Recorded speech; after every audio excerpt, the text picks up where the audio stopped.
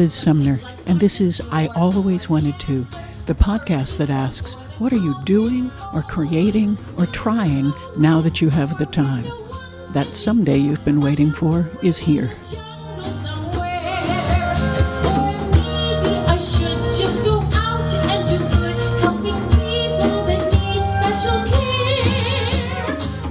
My guest today is city girl turned organic farmer Jean Balam of Cook Hill Farm in Alstead, New Hampshire.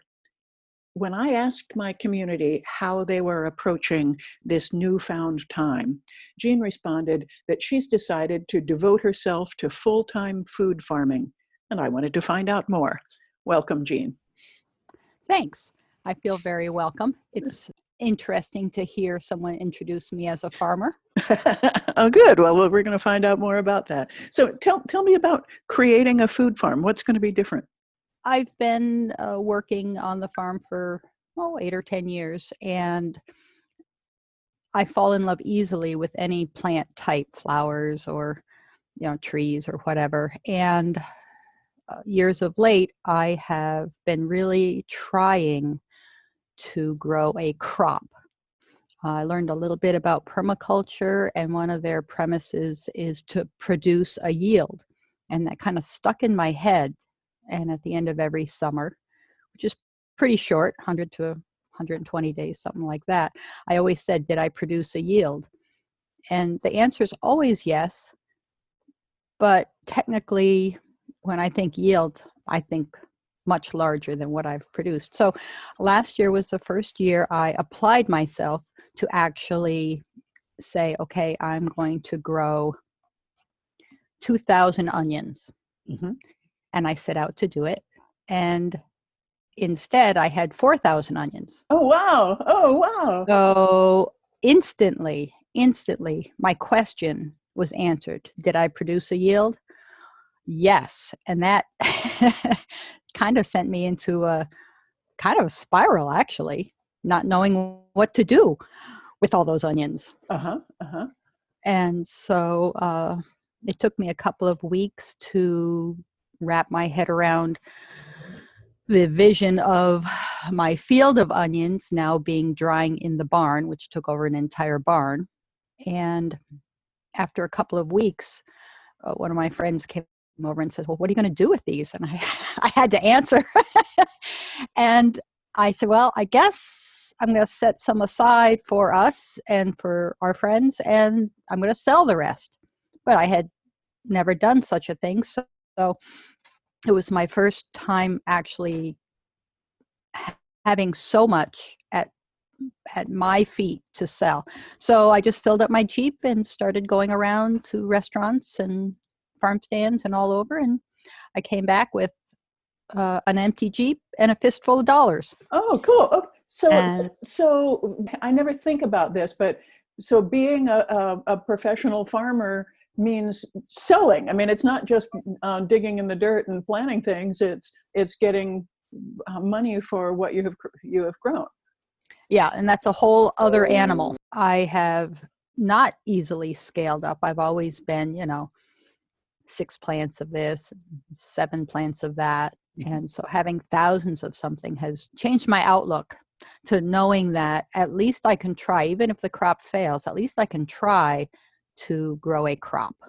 So before that, you were just growing for your family or? Yeah, basically family and friends. So I grew for us in our household and my extended family and, local friends.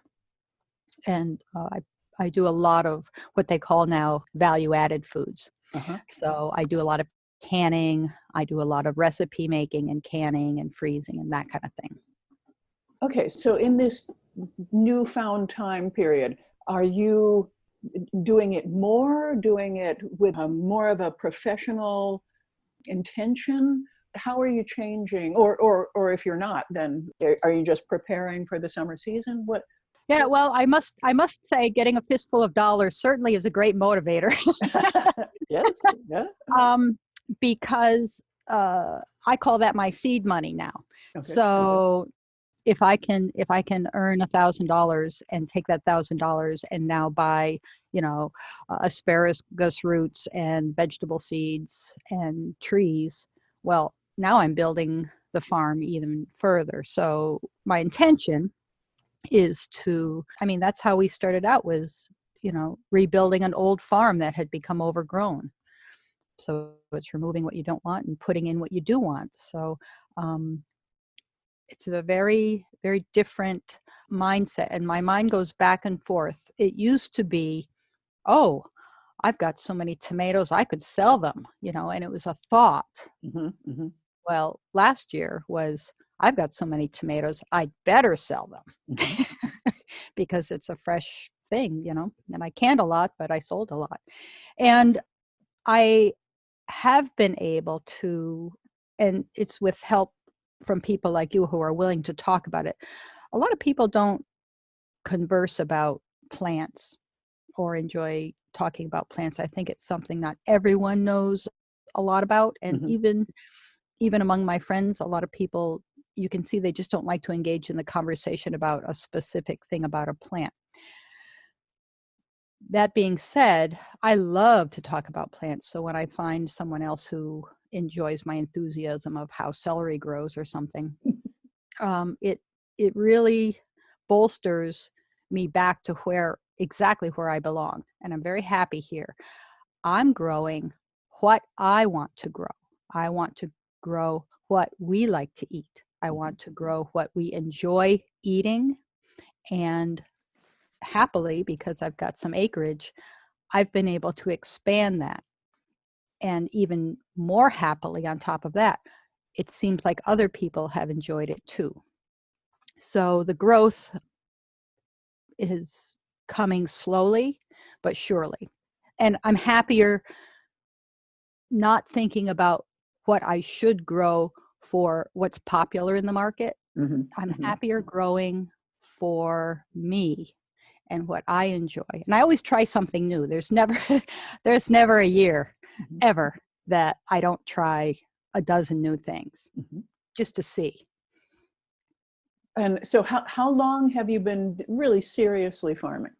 Well, we incorporated the farm in 2011, and we tried to be sunflower farmers, and that kind of went by the wayside because we don't have an organic press nearby, and the only organic press only presses once a year.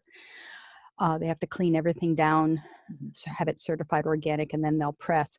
And also there's the harvesting of sunflower seeds, which is pretty labor intensive. So we grow sunflowers for enjoyment and for seed and things like that, but we're not putting in another 20 acres of sunflowers anytime soon. It's just a lot of work that we haven't been able to figure out the end game with. Mm-hmm. But yeah, so we incorporated the farm, said, what are we going to do with ourselves? So let's try to be farmers. We live on a farm. Let's try. And so we've been trying ever since. And constantly opening some new ground to see how it grows. This has always been a farm. It's always been, a beautiful market farm, but it's been overgrown for many, many years. So I don't really know what fields will grow what crops. And I'm finding the wet areas, I'm finding the dry areas, I'm finding where there's rock ledge and only, 4 inches of soil, can't grow much there. I'd say, if you have to be technical, we've been at it since 2011.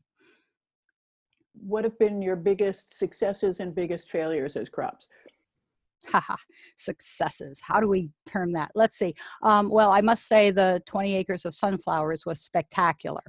So that was a huge success. I learned firsthand what a natural high is when you're in the middle of a field of sunflowers and they are golden and it's hot and the sky is blue. Not much better than that. We live in a pretty rough part of rural New Hampshire, so it's not easy to get to us, and the road's a mess and blah, blah, blah. And we're not set up to receive the public, but people make sunflower mazes and farms like that. So it may come in the future. So the sunflowers were a huge success, enough so that we continue to grow them just on a smaller scale. And, I've always had a garden. We've always been able to grow a little bit of food. And so when I started opening up rows for potatoes and planting like 100 tomato plants.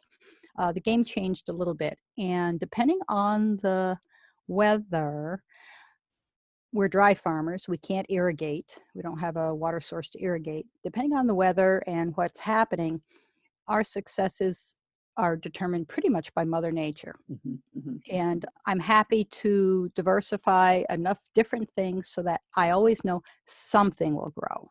You know, if I have no beans, well, gee, I've got onions. And there's always going to be something that will work with the current weather situation.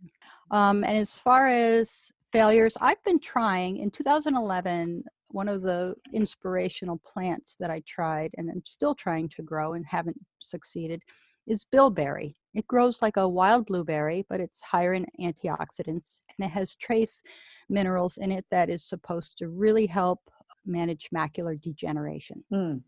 And the juice is very expensive, but that's the strongest, fight against macular degeneration other than a medical intervention. Anyway, I have not been able to grow those little buggers. They are the tiniest little seeds, basically like dust. And I get the plants 2 or 3 inches high, and I haven't been able to get them to winter over. So is anybody else in New Hampshire able to do that? None. I tried to buy plants. I tried to find any other farm. It's almost like they hide away. And it may be as much. Over in Europe, they grow wild. They grow wild in the forests of Europe. So I don't know anyone. I stopped looking. After a couple of years, I stopped looking for a farmer because I wanted to buy plants. I was able to successfully find a seed saver exchange that had the seed. And the seeds grow well, and they transplant well, but they just don't come through the winter. So, and I'm not all about putting, man-made protective covers in place or anything like that. My motto is only the strong survive up here. I don't like high tunnels, hoop houses, shade cloth, all the modern conveniences. It's just not I prefer just to let nature take its course. Yeah, tough Yankee plants. That's what you need. Yeah, that's what I need, and that's what I like. And that could change if I have to feed myself. I may put some of those stopgaps in place. So I want to get back to your talking about plants with other people. Do you listen to podcasts? Are there plant podcasts? Should you start a plant podcast? I don't know that it would be me, but I do. I'll tell you my absolute favorite. It's not a podcast, but my Johnny Seed catalog. Johnny Seeds Online has a grower's library. You can watch their videos, and I trust them implicitly. And I don't sit in front of the computer at all unless I have to. Really, I mean, it's not something I enjoy. So I've learned from local growers and going to their farms and seeing what they do. I really observe nature and see what's happening here in our forest and fields. I've had a little bit of help with the USDA. Cheshire County Conservation District folks came and helped us with soil testing. I've been to a bazillion workshops and some trainings, and I always ask questions. I always learn so much from the presenters, and listening to a lot of information, you get a kernel of something that rings true and works for you, and you go home and you try it and it works. It's like, oh yeah, this is great. So yeah, I am constantly learning, constantly. And what would you tell somebody who wanted to make the leap from just sort of gardener to professional farmer? What advice would you give to somebody who's thinking about it? Just to soil test and find out what will grow and grow what you love. Because, I mean, okay, we can always use tomatoes as an example. They're very widely loved. And all of us who love tomatoes, when you've got a warm tomato off the vine from a tomato plant that you grew, and you eat that tomato that's still warm from the sun, there's really not much better on the planet if you're a tomato lover. Yeah. And tomatoes are easy to grow if you've got this kind of climate. So grow what you love and have your soil tested and make sure you're not shooting yourself in the foot trying to grow tomatoes where there's absolutely no chance they're going to grow or whatever. That's it. And start small. What was the best advice that you got when you were making the transition? My best advice that I got probably was from the Permaculture Institute, was to begin close to where you live and work outward from there, because it was advice that I got after we had gone as far as we possibly could from the house and opened up ground. And then had to start, we worked our way back and then started all over again. So if you're able to have your eyes on what's happening on a daily basis, able to give a little bit of water and food to something that you're growing, because you walk by it 20 times a day, you're going to have a success like right off the bat, and you can grow from there. So yeah, keep it close to home and small scale to start, and then just make the decision to buy 50 plants instead of 20. Let's see how that goes. So what kind of help do you have? How many people are working your farm? Ha ha ha. Let me have a big laugh there. Michael and I are both retired. And that's us. So it's just two of you. And how much space do you have? How many acres? We've got over 100 acres, but not all of it is open farmland. We have a sugar bush and a forest, quite a bit of forest, and possibility to have 9 open fields, and we've got 4. So that has been pretty much our limiting factor. Michael runs the machines, and I do the handwork, and it works out great. So I can point my finger and say, there, and he'll do it there. And then I come in and do my thing, and it works out great. And I know that a number of people around here have guest workers, people who come and work in exchange for a place to live and room and board. Have you considered something like that? Well, we thought about it, and we live in a farmhouse, and it's really not set up to have guests. I mean, our kids lived here, but we have expanded our lifestyle in our house to pretty much encompass the whole thing. And we did think, and we do, I shouldn't say we don't have any help. I do have friends and family that come and help, like our, when I realized after my very first day of harvesting all those onions last year, what I was up against, I put out pretty much an SOS for anybody willing to come and pluck these babies out of the ground. The good news is they were very easy to harvest. Imagine taking a rabbit by its ears and picking it up. That's how it feels to harvest an onion. You grab it by the stem and pull straight up, and it pops right out of the ground. What kind of onions? I grew Walla Walla sweet onions. I grew Patterson storage onions. I grew another onion called Stir-On, which is a smaller storage onion. And this year I'll grow probably a 50-50 mix. I grew mostly sweet onions last year, and they don't keep very long. You got to sell them fresh or else they sprout. And the keeping onions, people are still calling me for them. If I'd had more storage onions, I would have sold them. But as far as having help, friends and family will come when I call. I have a number of friends who like to do farm chores. So they'll come over and help me plant or dig or prune or something like that. But it's not we're not that large scale. We can't afford to have farm labor at this point.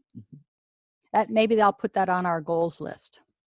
It sounds as though the time it would take to find customers must keep you away from the actual farming.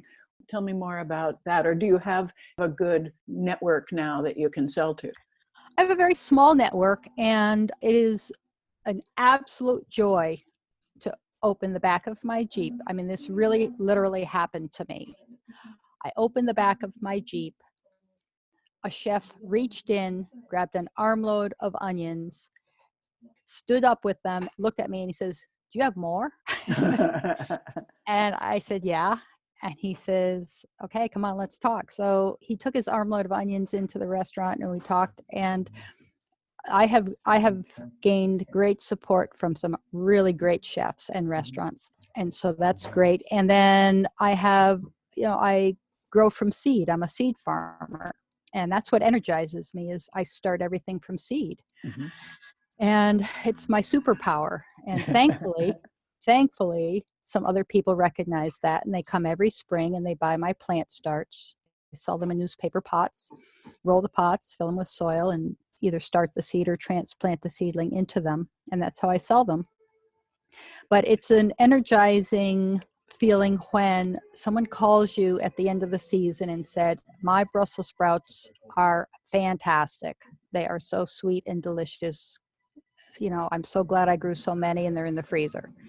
I mean, that is what energizes me more than anything, to just keep doing what I'm doing. Wow. And no, I don't have to go far, and I don't have to go with any trouble. We're not big enough to have a delivery truck or anything like that. And so I just, as a normal course of my life, I plan to get off the farm once a week, go shopping, out to lunch, whatever. And so a sales day works great. I start in the morning. I set up a schedule. I go see my chefs and restaurants and friends. Maybe I'll make a cold call along the way, or somebody will recommend something else and I'll try that. It feels good to get off the farm and to come home again with that fistful of dollars. Then I'm ready to get back to work for another week and look forward to the following week. We're not that big, It's not like we have a crowd or anything at this point. Well, 4,000 onions. I mean, you need to have a fairly large crowd in order to use up 4,000 onions. Yeah, well, I'll tell you, the chefs are smart. The chefs are smart. So they bought the sweet onions that are not keepers, and they processed them. So they either make caramelized onions or onion jam or pickled them these chefs are smart. They know when things are in season, that's when you buy them and make your signature items. And of course. Well, I was surprised because one restaurant named our onions on the menu, and they were still on the menu, and I questioned it, and they said, "Oh, we got it in the freezer." Wow, that's great. Yeah. So for me, it means taking care of more business here on the farm. We raise worms, and I have to separate the worms from the worm castings. That's always a pleasant spring chore, but it gives me my fertilizer. So it's a very important time to do it, and I have the time to do it right now. Do you also sell the worms? I don't like to sell the worms, but people want to buy the worms. So I have sold a couple of worm farms, which is kind of cool.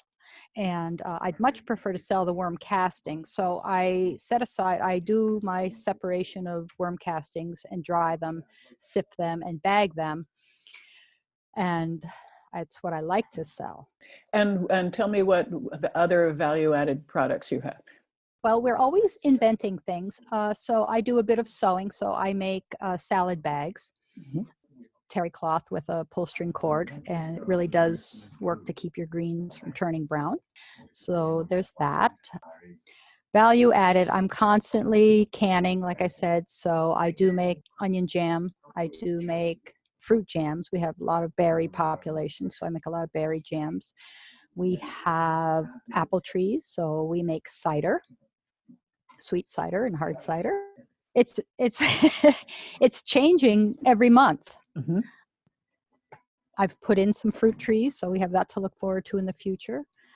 And I have lots of flowers. I have all seasons of flowers. Like I just harvested pussy willows. Do you have pictures that I can share with the listeners and put in the show notes? Oh, sure. Yeah, give us a selection of pictures of your farm. Okay. I'm sure people would want to see it. We're pledged organic. We're not big enough to be certified yet, but that may come someday. And we're building soil. Our farm is all hillside, so we're trying to stop erosion. So we're trying not to till. I've got my very first field that is a no-till field. And I don't know. I don't understand that. What? Oh, well, most farmers have to use a rototiller to turn over sod and weeds and plant their crops. Mhm. And for annual crops, you do it every year. You turn under the plant stubble and what's left over and plant into that. So years and years of rototilling causes two things to happen on fields like ours, which are hillsides. It causes erosion.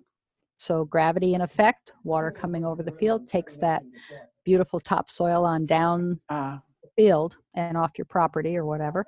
And if you don't till it, or if you do strip tilling, or any combination of thereof, you can keep that soil right in place and keep building that soil to add more organic matter. I see. So when we did our soil testing, we found out that's what we were lacking was organic matter. And so immediately I started planting clovers and not tilling. And to start a no-till, you till and then improve the soil and then don't till after that. I see. So you have to begin somewhere. And so we've begun, and I'm very happy because the soil that we've built over the past, 7 or 8 years is gorgeous. Mm, that sounds wonderful. And so when will your seedlings be ready? When will people in that area be looking to purchase them? Anytime. Like right now, I have onion starts. I have Swiss chard. I grow a rhubarb chard and one called Bright Lights. They're ready to go. I have sweet pea flowers ready to go, and I start a lot of flowers like petunias and sunflowers and stuff like that. And it's not time for them to be outside yet, so Mhm. they're still indoors. But as the weeks, we've already begun, and I have some things for sale. So it starts now Mhm. and continues right through to the 4th of July. Okay. And how do people find Cook Hill Farm? They can find Cook Hill Farm LLC on Facebook. Okay. They can find us in the local phone book by our name and a local phone number. Okay. And we're easy to talk to, easy to find, not especially easy to get to because we live off the beaten path, kind of. Mm-hmm.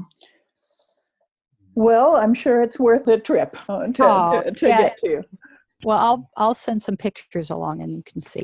I appreciate that. I'm thrilled that you have found this life that obviously fulfills you. It warms my heart to hear you speak of it. Oh, well, I had little help getting motivated and energized to do exactly what I love. A woman once upon a time helped me on my journey there. So here I go. It sounds like you absolutely found the right place, and congratulations. Thanks, Liz. My thanks to Jean Balamuth for joining me today and telling us the story of her wonderful bounty. I invite everyone to tell me what you've always wanted to try and how you're making the most of this found time. Also, would you please take a moment to fill out a brief survey so I can find out more about you? You'll find it at lizsumner.com/survey. I'm Liz Sumner, reminding you to be bold, stay safe, and thanks for listening.